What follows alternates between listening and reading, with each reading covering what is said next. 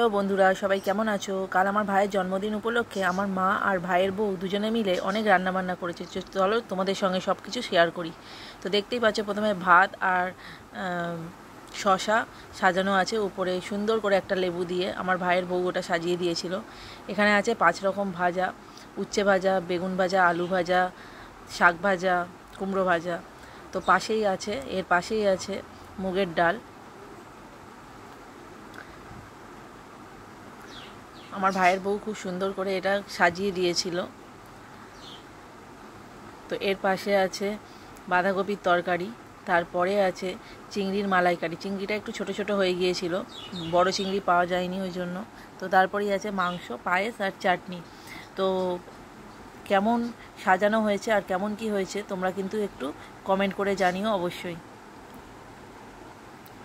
Tata, আবার পরে অন্য সময় আবার অন্য কোনো ভিডিও নিয়ে তোমাদের সঙ্গে শেয়ার করব। বাই।